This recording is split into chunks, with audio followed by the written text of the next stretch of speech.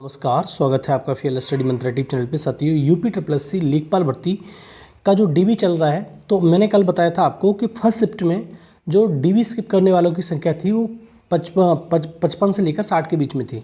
लेकिन वही second shift में देखें तो वही 45 से लेकर 50 के बीच में। तो दोनों शिफ्टों का जो एवरेज लगाया जाए कल का, तो वो होता है 100 से लेकर 105। ठीक है, थोड़ा कम रहा, लेकिन 100 से लेकर 105 लोगों तक ये तुम्हारा रहा। ठीक है, और कुछ लोग कहते हैं कि ये आपको डाटा कहाँ से मिल जाता है, आप लोग ही बताते हो डाटा मेरे को, और उसके आधार पर मैं आपको एनालिसिस करके बताता हूँ। जब इसके जितने भी लोगों के कॉल आ जाते हैं उसके आधार पे मैं आपको डेटा बता देता हूँ कि इतना मतलब डेटा आज मतलब लोगों ने डीबी स्किप किया है। ठीक है, तो और ये कोई फेक नहीं है, फालतू में मैं अपने मन से बता रहा हूँ कि ये बता रहा हूँ, ऐसा नहीं है।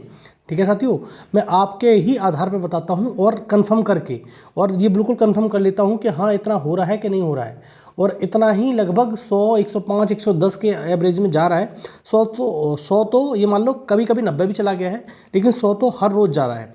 और 100 का एवरेज लगाओगे 40 शिफ्टों में तो 4000 तो हो रहा है। लेकिन जो ऊपर हो रहा है 10-5 जो लोग ऊपर हो रहे हैं, 20-25, कभी कभी तो 150 गया था पहले, लेकिन उसके हिसाब से लगाओगे तो वही 4500 और या फिर 5000 के समथिंग में लोग डीबी स्किप कर सकते हैं।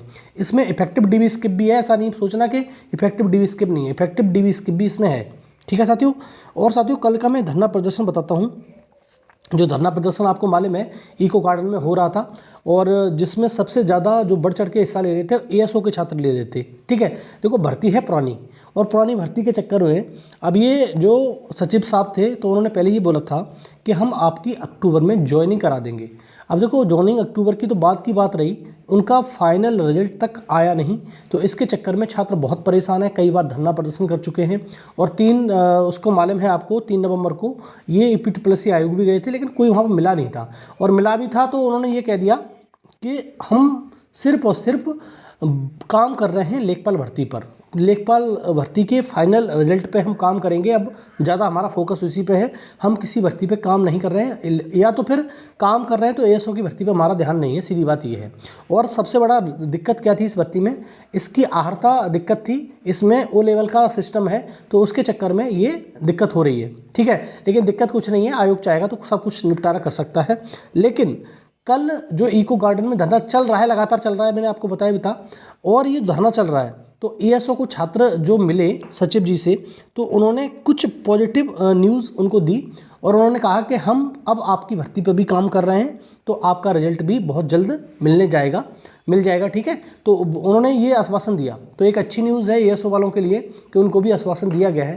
लेकिन आश्वासन ही मिलता है, यूपी ट्रिपल एस सी से कुछ ठोस वो नहीं मिलेगा, फिर 4 दिन बाद जाओगे तब भी यही होगा। तो अच्छी बात यह है कि उन्होंने कहा, लेटर भी दिखाया उन लोगों को कि देखो ये लेटर, और हमने आपको मतलब आपकी भर्ती पर काम करना शुरू कर दिया है, और संबंधित कार्मिक विभाग से जो मिल जाएगा तो आपको हम सारा का सारा फाइनल रिजल्ट करके आपकी ज्वाइनिंग भी दे देंगे। ठीक है, लेकिन एएसओ के छात्र डटे हुए हैं, एएसओ के छात्र जब तक रिजल्ट नहीं आ जाएगा तब तक धरना करते रहेंगे।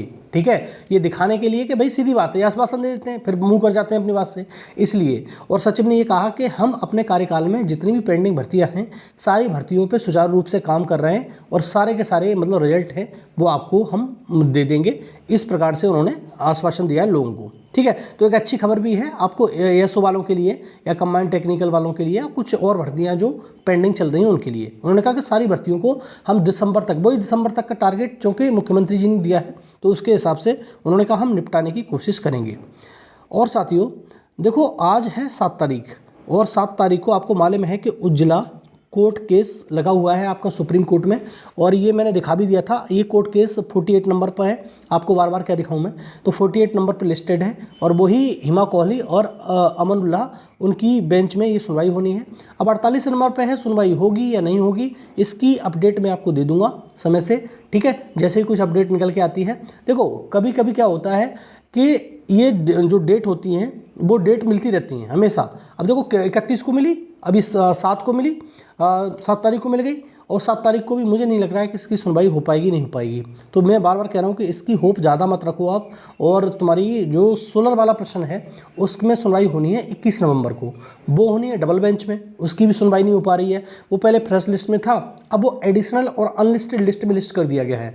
तो आप समझ सकते हो कि उसमें भी कोई, उसमें कुछ होना नहीं है ना इसमें कुछ होना है।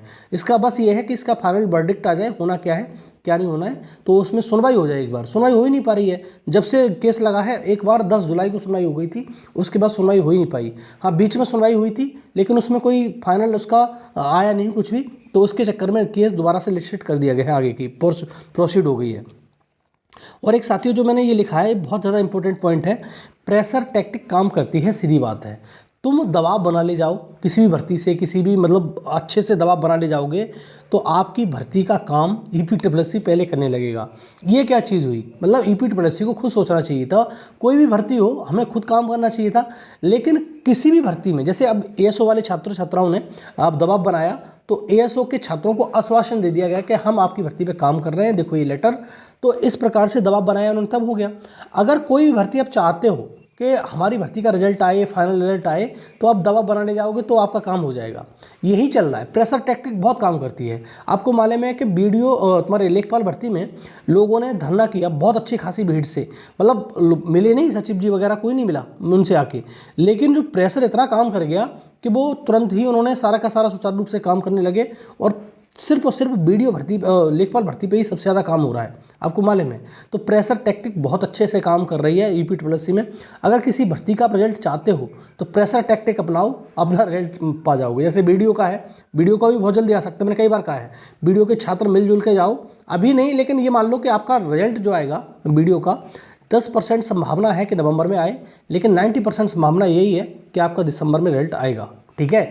और तुम्हारा कमांड टेक्निकल का रिजल्ट है, वो भी आप निकलवा सकते हो प्रेशर बनवा के ईपीट्रिपलएससी पर, ठीक है। और हमेशा ध्यान रखो, ईपीट्रिपलएससी उस पर काम करता है, या तो कोई शासन कह दे उससे कि भैया ये काम करना है, या कोई मंत्री वगैरह बड़ा कह दे कि भैया ये काम करना है, तो वही काम कर देगा वो, ठीक है। तो इस प्रकार से काम कर रहा है ईपीट्रिपलएससी, और ज़्यादा कुछ काम करता नहीं ईपीट्रिपलएससी। बिना पूछे तो एक कदम उठा भी नहीं सकता है वो, इस प्रकार से, ठीक है साथियों। तो एएसओ के छात्रों के बारे में बता दिया, और 6 तारीख का जो तुम्हारा दोनों शिफ्टों का डीबी स्किप था मैंने बता दिया। 100 से लेकर 105 तक के बीच में डीबी स्किप रहा है। और जितने भी चीज़ थी एएसओ के बारे में, बहुत इंपॉर्टेंट था जानना आप लोगों के लिए कि क्या हुआ था।